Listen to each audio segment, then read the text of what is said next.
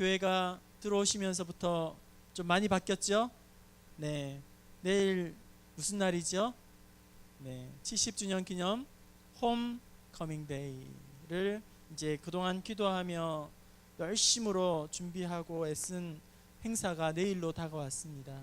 우리 성도들 내일 다 같이 오셔서 초청받은 우리 손님들만, 이전에 우리 교회 출석하시던 목사님들 그리고 성도님들만 이 자리에 참여하는 것이 아니라 더 몇 배나 많은 우리 성도들이 이 자리에 함께 채워주셔야지 또 잔치가 되고 축제가 될 수 있을 것 같아요. 그러니까 다 오셔서 함께 귀한 자리 참석해 주시고 또 위에서 기도해 주시고 또 섬기고 도울 일이 있으면 적극적으로 섬겨주시면 아름답고 귀한 70주년을 맞이한 또 중요한 어떤 하나의 기념비가 내일 또 세워질 거라고 그렇게 생각을 해요. 그러니까 끝까지 기도해 주시고 함께 기쁨으로 동참해 주시면 고맙겠습니다.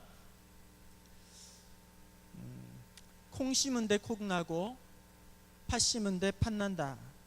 우리말 속담이 있습니다. 어떻게 보면 콩 심은 데 콩 나고 팥 심은 데 팥 난다, 이 말은 싱거울 정도로 너무 당연한 말이죠. 너무 뻔한 평범한 이야기인 것 같습니다. 하지만 콩 심은 데 콩이 나고 팥 심은 데 팥 난다, 이 말만큼 세대를 초월하고 국경을 초월하고 그런 만고불변의 법칙은 또 없습니다. 이 귀중한 법칙은 동서고금을 막론하고 변함없이 적용이 됩니다. 그리고 동일하게 정확하게 그것은 우리의 삶에 적용이 됩니다. 그래서 오늘 이 사실을 성경 말씀 7절에는 사람이 무엇으로 심든지 그대로 거두리라, 이런 말씀을 통해서도 우리는 분명하게 알 수 있습니다. 심은 대로 그대로 거둔다는 이 법칙은 역사 이래로 단 한 번도 예외 없이 정확하게 작동하고 있으며, 그리고 앞으로도 우리 주님 오시는 그날까지 심은 대로 거둔다는 이 사실은 한치의 오차도 없이 계속 그대로 작동될 것입니다. 여기에는 어떠한 예외의 법칙도 없습니다. 오늘 이 밤에 무엇을 심든지 그대로 거둔다는 말씀을 살펴보고 함께 다시 한번 우리 믿음의 줄을 견고히 붙잡는, 신앙의 표대를 다시 한번 단단히 붙잡는 귀한 이 밤 될 수 있기를 바랍니다. 첫 번째로 거두기 위해서는 먼저 해야 할 것이 있습니다. 여러분, 거두기 위해서는 먼저 뭘 해야 되죠? 심어야 한다는 거예요. 열심히 심어야 된다는 거죠. 열심히 뿌려야 한다. 부지런히 심어야 한다는 거예요. 거두기 위해서는 반드시 먼저 심는 작업이 시작되어야 합니다. 심지 않고는 결코 아무것도 거둘 수가 없습니다. 고린도 후서 9장 6절, 곧 적게 심는 자는 적게 거두고 많이 심는 자는 많이 거둔다 하는 말이로다, 이렇게 말씀합니다. 여러분, 개미와 배짱이 이야기 잘 아시죠? 개미와 배짱이 이야기. 개미는 어떻습니까? 뜨거운 떼약볕에 여름에 열심히 먹을거리를 자기의 집으로 갖다 나릅니다. 열심히 땀 흘려 수고하는 이 개미에 비해서 배짱이는 어떻게 하죠? 시원한 나무 그늘에 앉아서 뭐 기타를 치는지 첼로를 치는지 뭘 이렇게 막 하면서 노래를 부르면서 그렇게 놀고 지내지 않습니까? 그런데 시간이 멈춰 있는 것이 아니죠. 시간은 반드시 흐르게 되어 있어요. 겨울은, 추운 겨울은 반드시 오게 되어 있습니다. 우리 학생들 시간 잘 안 가죠? 시간 잘 가요? 시간 잘 가요, 안 가요? 잘 안 가죠? 네. 네. 홍민이가 갑자기 시간이 잘 안 가는 것 같지만 시간은 반드시 가게 되어 있습니다. 그래서 추운 겨울이 오게 되어 있다는 것이죠. 지금 준비하지 않으면 반드시 나중에 대가를 지불해야 합니다. 그것은 어쩔 수 없어요. 시간이 지나서 겨울이 오게 되면 어떻게 됩니까? 개미는 그동안 열심히 수고한 모아놓았던 것을 가지고 이제 편안하게 그렇게 시간을 보내면서 평안한 시간을 살지만 배짱이는 그제서야 부들부들 떨면서 추운 겨울에 개미집 앞에서 구걸을 하는 그런 안타까운 처량한 그런 신세가 되고 만다는 것이죠. 열심히 심어야 할 때 심지 않으면, 열심히 뿌려야 할 때 뿌리지 않으면 결국 피눈물을 흘리게 된다 하는 것입니다. 여러분, 오늘 이 사회가 대표적인 여러 가지 그런 표현들을 사용하는데, 그 중에 하나는 한탕주의, 대박주의, 그리고 요행을 바라는 풍조가 점점 심해지고 있는 것을 우리가 모두 다 인정할 거예요. 심지 않고 거두려고 하는 사람들이 너무너무 날로 먹으려고 하는 사람들이, 땀 안 흘리고 그냥 먹으려고 하는 사람들이 많아요. 그래서 사기를 치고 남을 속이고 남의 것을 가로채고 남에게 피해를 주고 반칙을 하고, 그리고 위법을 하고 불법을 하고 탈법을 하는, 이렇게 땀 흘리 수고하지 않고 심지 않으려고 않으면서 거두려고 하는 사람들이 점점 많아지고 있다는 것이죠. 그런데 성경에 보면 누구든지 일하기를 싫어하거든 어떻게 하라? 먹지도 말게 하라. 일하지 않는 사람들은 밥그릇을 어떻게 해요? 뺏어버려야 된다는 거예요. 일하지 않는 사람들은 먹지도 말게 하라, 이렇게 말씀하고 있습니다. 오늘 본문 말씀 7절에는 이런 사람을 뭐라고 이야기하고 있습니까? 심지 않고 거두려고 하는 사람들을 7절 상반절에 뭐라고 하죠? 스스로 속이지 말라. 심지 않고 거두려고 하는 사람들은 스스로를 속이는 사람들이에요. 스스로 착각하는 사람들이에요. 열심히 씨를 뿌리지 않고 많이 거두려는 농부가 있다면 어떻게 될까요? 뿌리지 않고 열심히 땀 흘리지 않는 농부가 있습니다. 그런데 많이 거두려고 합니다. 이런 농부를 여러분 어떻게 생각하세요? 열심히 공부하지 않고 좋은 성적을 바라는 학생, 열심히 공부하지 않고 좋은 대학을 가고자 하는 학생, 여러분 어떻게 생각하세요? 열심히 공부하지 않고 자격증을 취득하고 싶어하는 취업준비생, 열심히 준비하지 않고 좋은 직장에 취업하고 싶어하는 그런 취업준비생, 열심히 일하지 않고 또 돈을 많이 벌고 싶어하는 사람, 열심히 일하지 않고도 성공하고 싶은 사람, 여러분 어떻게 생각하세요? 이런 사람들 양심불량이잖아요, 그죠?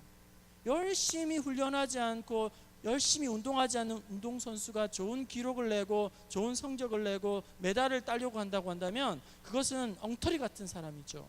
심지 않고 거두려고 하는 사람, 뿌리지 않고 거두려고 하는 사람들은 바로 이렇게 자기를 속이는 사람이라는 거예요. 착각하는 사람이라는 것이죠. 그런데 여러분, 이런 사람들 허황된 꿈을 꾸지 말라는 거예요. 더 나아가서 이런 사람들 스스로 속이지 말라. 그 다음에 뭐라고 기록하고 있습니까? 하나님은 업신여김을 받지 아니하시나니.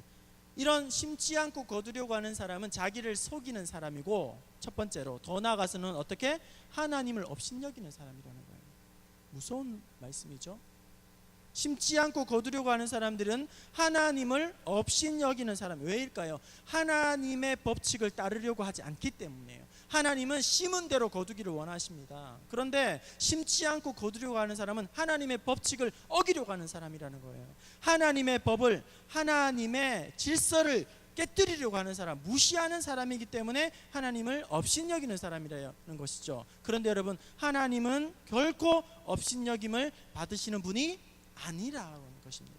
그래서 심지 않고 거두려고 하고 뿌리지 않고 누리려고 하는 것은 하나님을 업신여기려고 하는 것인데, 결국은 어떻게 해요?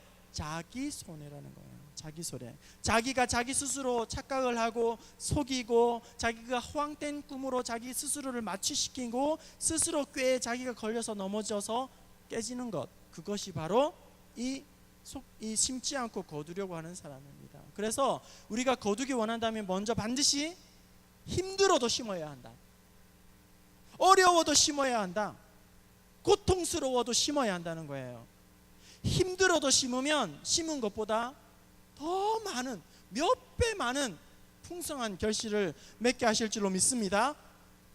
밀 2대를 심으면 67대를 거두게 된대요. 옥수수 7대를 심으면 120대를 걷게 된답니다. 감자 한쪽을 심으면 60개의 감자를 얻게 되고 벼 하나를 심게 되면 140알의 알곡을 얻게 된답니다. 마치 마태복음 13장 23절 말씀처럼 100배, 60배, 30배의 더 많은 소득으로, 더 많은 결실로 하나님은 우리에게 풍족하게 안겨주시기 때문에 거두기 원한다면 힘들어도 심어야 한다. 울더라도 심어야 한다는 거예요. 여러분의 좋은 생각을 심을 수 있기를 바랍니다. 여러분의 좋은 말과 언행을 심기 바랍니다. 여러분의 선한 행동을 심을 수 있기를 바랍니다. 나 아닌 다른 사람들을 위하여 사랑을 심고, 헌신을 심고, 희생을 심고, 섬김을 심고, 여러분의 마음밭에 하나님의 말씀을 잘 심을 수 있기를 바랍니다. 무엇보다도 여러분 하나님 앞에서 기도의 씨앗을 충분히 심을 수 있기를 바랍니다. 그렇게 하면 하나님은 심은 대로 어떻게 해요? 거두게 하신다. 이를 심으면 이를 거두게 하는 것이 아니라 100배, 60배, 30배 풍족하게 하나님 앞에 거두게 하실 줄로 믿습니다. 시편 126편 5절, 눈물을 흘리며 씨를 뿌리는 자는 기쁨으로 그 단을 가지고 돌아오리라. 할렐루야. 울더라도 믿음으로 하나님 앞에 뿌릴 수 있기를 바랍니다. 두 번째, 첫 번째는 거두기 전에 먼저 우리가 열심히 심어야 된다. 부지런히 심어야 된다는 것이요. 두 번째, 심되 그렇다면 무엇을 심어야 하는가 하는 것입니다. 힘들어도 열심히 심어야 되고 울더라도 열심히 심어야 하는데, 그런데 열심히 심는 것보다 더 중요한 것은 무엇을 심는가 하는 것이 더 중요하다는 거예요. 여러분, 목표를 향하여서, 목표를 위해서, 목적지를 도달하기 위해서 속도보다 더 중요한 것은 뭡니까? 속도보다 더 중요한 것은 방향이라는 것이죠. 아무리 빨리, 아무리 전속력으로 그렇게 달려가더라도 진행 방향이 잘못되면, 방향이 틀어져 있으면 원하는 목적지에 결코 도달할 수가 없습니다. 아무리 빨리 달리는 것도 중요하지만 빨리 달리는 것보다 더 중요한 것은 방향이 중요하다는 거예요. 축구 선수가 현란한 개인기를 가지고 이리저리 볼을 컨트롤해서 열심히 달려가서 상대편 골대에다가 공을 넣어야 되는데 자기 편 골대에다가 집어넣으면 어떻게 됩니까? 자살골이 되는 거죠. 그래서 게임을 질 수밖에 없는, 마찬가지로 열심히 심는 것도, 부지런히 심는 것도 울더라도 심어야 하는데, 그보다 더 중요한 것은 우리가 무엇을 심는지가 더 중요하다는 거예요. 왜냐하면 아무리 열심히 심어도 쓸데없는 것을 심으면 허사가 되기 때문이에요. 부질없는 것을 심으면 그것이 헛되기 때문이에요. 영양가 없는 것을 심으면 그 모든 수고와 열심히 시간이 다 허사가 되기 때문에, 허사 경영이 되기 때문이죠. 우리 청소년들, 부모님들이 게임을 좀 그만했으면 좋겠다, 좀 줄였으면 좋겠다, 또 스마트폰을 좀 줄였으면 좋겠다 하는 이유는 뭘까요? 아무리 해도 그것은 열매가 없기 때문이죠. 모든 수고와 열심과 나의 시간과 모든 에너지들을 다 흡수하고도 부질없는, 영양가 없는 것이기 때문에 적당하게 하고 좀 절제했으면 좋겠다 해서 매일 싸우는 거잖아. 그죠? 우리 청소년들, 그죠? 열심히 하되 방향이 중요하죠. 방향이 중요하다는, 무엇을 해야 될지. 오늘 말씀에는 심어야 할 것과 심지 말아야 할 것을 말씀하고 있습니다. 무엇을 심어야 하고 무엇을 심지 말아야 할까요? 우리 8절 말씀을 함께 보겠습니다. 8절 말씀, 무엇을 심어야 되고 무엇을 우리는 심지 말아야 하는지. 8절입니다. 시작. 자기의 육체를 위하여 심는 자는 육체로부터 썩어질 것을 거두고 성령을 위하여 심는 자는 성령으로부터 영생을 거두리라. 아멘. 우리가 심지 말아야 할 것은 무엇입니까? 자기의 육체를 위하여 심는 것이요. 그리고 반드시 우리가 심어야 할 것은 무엇입니까? 성령을 위하여 심는 것이라. 이렇게 말씀합니다. 심지 말아야 할 것은 육체를 위하여 심는 것이고, 꼭 반드시 심어야 할 것은 성령을 위하여 심는 것인데, 육체에 위한 것을 왜 심지 말아야 합니까? 심어봤자 썩어질 것을 얻기 때문이에요. 아무리 열심히 심어도 그것은 우리에게 유익을 주지 못하고 썩어질 것을 주기 때문이에요. 성령을 위하여 우리가 심어야 되는 것은 무엇입니까? 그것으로 말미암아 영생하는 것을, 우리가 의미 있는 것을, 가치 있는 것을, 귀한 것을 우리에게 풍성하게 열매가 맺어지기 때문이에요. 육신에 위하여 심는 것은 그럼 무엇일까요? 육신이라는 것은 몸을 이야기하는 거죠. 육신의 지배를 받는 사람은, 그리고 자기의 죄악된 본성에 충실한 사람은 육신을 위해서 심는 사람이에요. 자기의 기분과 자기의 감정과 자기의 어떤 그런 것들에게, 느낌에게 휘둘리고 그 따르는 사람들은 육체를 위해서 심는 것이요, 자기의 욕심대로, 자기의 고집대로, 자기의 헐기대로, 하고 싶은 대로 자기 제멋대로 하는 사람들이 바로 육체를 위하여 심는 사람들이요, 거룩한 일에 관심을 쏟기보다 세속적이고 세상적인 것에 더 마음을 두고 시간과 물질과 에너지를 투자하는 사람들이 바로 육체를 위하여 심는 사람들입니다. 결국 이런 사람들은 육체로부터 어떻게 썩어질 것을 거두게 된다, 이렇게 말씀합니다. 야고보서 1장 15절은 욕심이 잉태한즉 죄를 낳고 죄가 장성한즉 사망을 낳느니라. 우리가 심지 말아야 할 것, 육체를 위하여 심는 것. 그 다음에 반드시 우리가 심어야 할 것은 무엇입니까? 성령을 위해서 심는 것. 성령을 위해 심는 것은 무엇일까요? 육체의 지배를 받는 것이 아니라 성령의 충만한 은혜로 지배를 받고 살아가는 사람인 것입니다. 육체를 따르는 것이 아니라, 자기의 감정과 본성에 충실하는 것이 아니라 성령의 뜻을 쫓아 살아가기를 몸부림치는 사람이 바로 성령을 위해 심는 사람들이요, 성령에 늘 깨어있기를 그렇게 구하는 기도의 사람이 바로 성령을 위해 심는 사람이요, 그래서 기도 가운데 이 약한 세대를 옳게 분별하는 사람들, 이 세상 사람들과 같이 똑같이 살지 아니하고 구별된 삶을 살아가고자 몸부림치는 사람들, 하나님이 기뻐하시는 것을 기뻐하고 하나님이 미워하시는 것을 미워하는 사람들, 바로 이 사람이 성령을 위해 심는 사람이라는 것입니다. 열심히 심때 무엇을 심을지를 우리는 생각하며 또 생각하며 그렇게 해야 한다는 거예요. 제가 언젠가 숲이 대구를 살렸다, 이런 기사를 본 적이 있어요. 여러분 들어보셨습니까? 숲이 대구를 살렸다 혹은 시켰다, 이런 기사를 본 적이 있어요. 여러분 데프리카라는 이야기 들어보셨죠? 말 데프리카? 모르세요? 영자 권사님 모르세요? 모르시네. 대구와 아프리카를 합쳐놓은 게 데프리카잖아요, 그죠? 좋은 거 배웠다, 그죠? 데프리카. 데프리카라는 합성어가 있는데 그만큼 대구가 분지라서 덥다는 거예요. 엄청 덥다, 아프리카처럼 덥다, 우리 한국이 아프리카다, 뭐 엄청난 더위와 폭염으로 명성을 떨치는 지역이 하나, 도시가 대구라는 곳인데, 그런데 이 대구가 그 1990년 말부터 나무를 심는 운동을 많이 펼쳤다고 합니다. 그래서 지난해 같은 경우는 20년 동안 쭉 이렇게 심어가지고 2,900만 그루가 이제 나무가 심겨졌고, 이 나무가 심겨진 이후에 가장 더운 도시라는 오명을 썼던 이 대구가 서울보다 열대야 일수가 절반이 되지 않는답니다. 서울보다 더 더울 것 같지만 열대야 일수가 서울보다 절반이 되지 않는다고 해요. 그런 기사가 났다는 거예요. 그러니까 나무를 심었더니, 무엇을 심는 것이 중요하다고 말을 했습니다. 열심히 하는 것 중요하지만 무엇을 심느냐가 더, 나무를 심었더니 숲이 만들어졌고, 숲으로 말미암아 대구의 그 뜨거운 열기가 식혀졌다는 거예요. 이처럼 오늘 우리가 무엇을 심느냐에 따라서 우리의 내일이 달라집니다. 오늘 우리가 무엇을 심었느냐에 따라서 우리의 미래가 결정이 난다는 거예요. 내년도 2018년도 목회 계획을 기도 중에 준비 중에 있어요. 내년 18년도가 아니라 5년, 10년 후, 20년 후 어떻게 교회가 성장해야 할 것인가, 우리의 자녀들이 일어나야 할 것인가, 그렇게 초집중하면서 그렇게 시간을 보내고 있습니다. 객관적으로 지금 한국 교회의 미래는 밝지 않아요. 대단히 어렵습니다. 힘듭니다. 어둡습니다.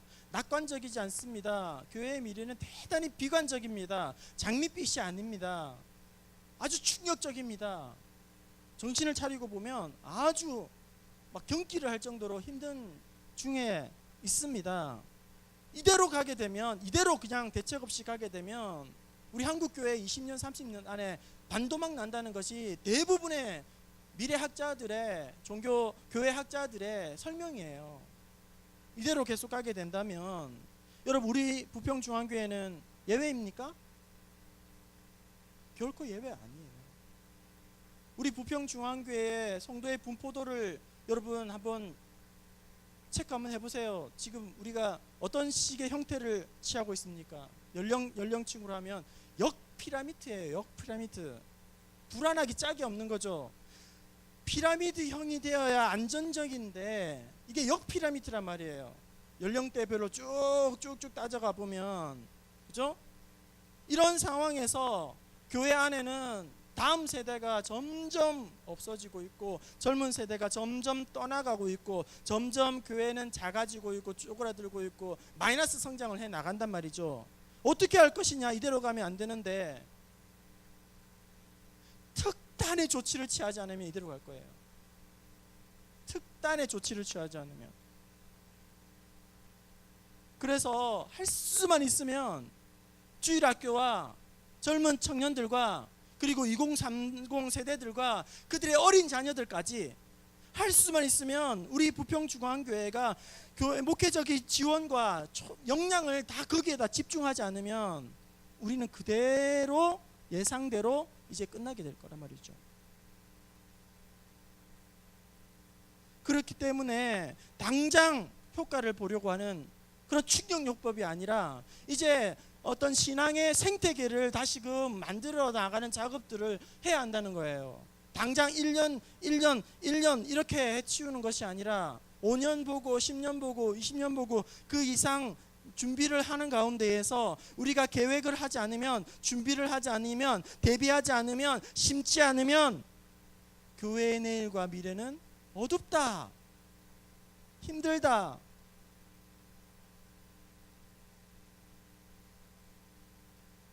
지금 우리 한국 교회도 그렇지만 더 앞서 외국 서구 교회들은 80대밖에 없대요. 80대.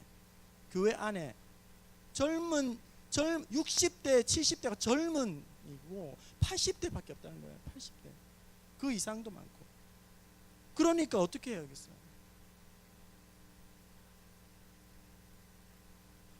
교회의 내일을 위해서 어떻게 해야 할까?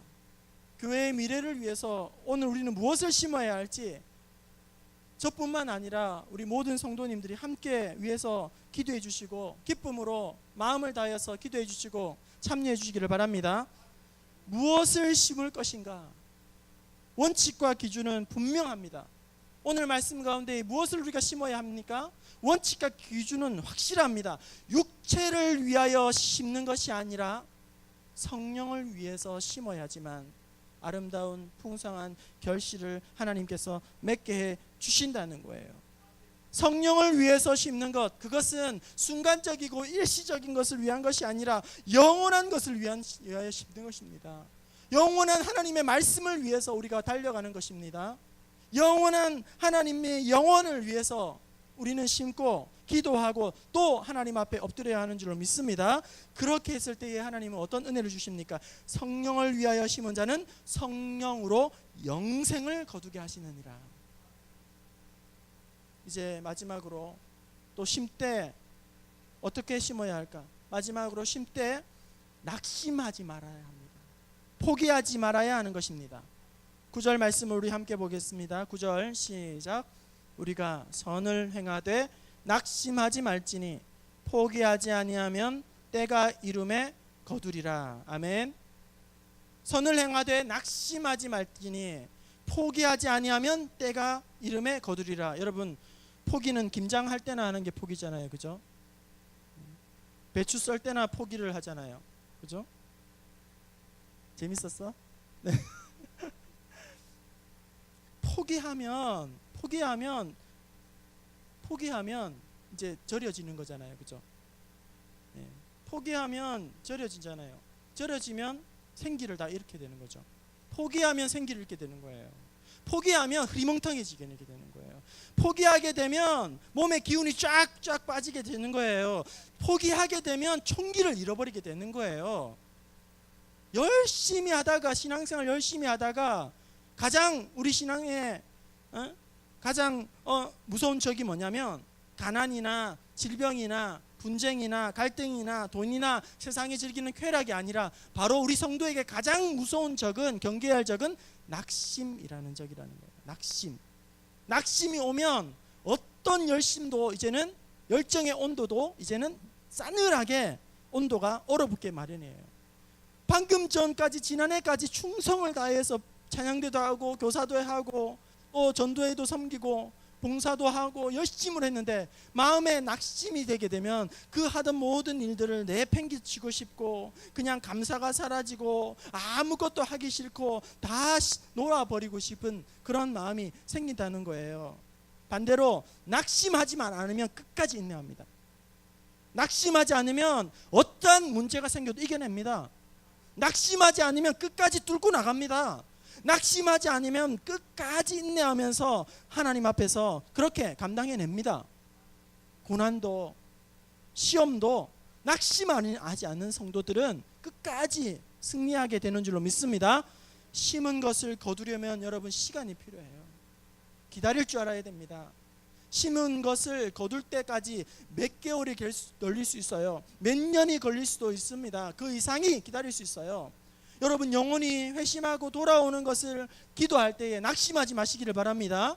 끝까지 인내하시면서 우리의 남편의 구원을, 아내의 구원을, 자녀들의 구원을 위해서, 우리의 형제와 부모의 구원을 위해서 여러분 끝까지 인내하면서 포기하지 말고 기도할 수 있기를 바랍니다. 포기하지 말라고 말합니다. 낙심하지 말라고 합니다. 그러면 그 때가 되면 거두리라 말씀하십니다. 열심 중에 낙심이 찾아온 분이 있습니까? 열심히 수고하였지만 인내의 시간이 길어지면서 힘겨워하는 분들이 있습니까? 여러분 끝까지 오래 참고 인내할 수 있기를 바랍니다. 끝까지 인내하면 하나님께서 반드시 풍성한 결과와 응답으로 하나님께서 거두게 하실 줄로 믿습니다. 이제 말씀을 마칩니다. 우리의 인생은 심고 거두는 것의 반복입니다. 선한 것을 심고 좋은 것을 심으면 좋은 것을 거두게 될 것이요, 나쁜 것을 심고 안 좋은 것을 심게 되면 그것을 톡톡히 이제는 대가를 지불하게 될 것입니다. 우리의 모든 인생이 심고 거두는 것을 계속 반복하면서 우리 주님 앞에 서게 될 것입니다. 무엇을 심든지 그대로 거두게 되어 있습니다. 거두기 위해서 우리는 부지런히 심어야 합니다. 거두기 위해서는 우리가 열심으로 뿌려야 합니다. 힘들어도 고통스러워도 울더라도 우리는 심고 뿌려야 하는 것입니다. 또한 무엇보다도 육신을 위한 것이 아니라 성령을 위하여서, 순간적인 것이 아니라 영원한 것을 위해서 우리는 관심을 가지고 그것을 심어야 합니다. 마침내 심을 때가 있으면 거두게 하실 때가 있습니다. 그 심은 후에 낙심하거나 포기하지 아니하면 반드시 하나님께서 우리에게 풍성한 결실을 품에 안겨주실 줄로 믿습니다. 삶 속에 열심히 부지런히 심고 인내함으로 하나님 앞에 꾸준히 가꾸면 시절을 쫓아 각양 좋은 은사와 각양 좋은 풍족한 축복과 하나님께서 우리의 가정과 우리 부평중앙교회와 우리의 모든 손으로 수고하는 생업 가운데 풍성한 열매와 은혜로 응답하여 주실 줄로 믿습니다. 그런 은혜가 있기를 주님의 이름으로 축원합니다.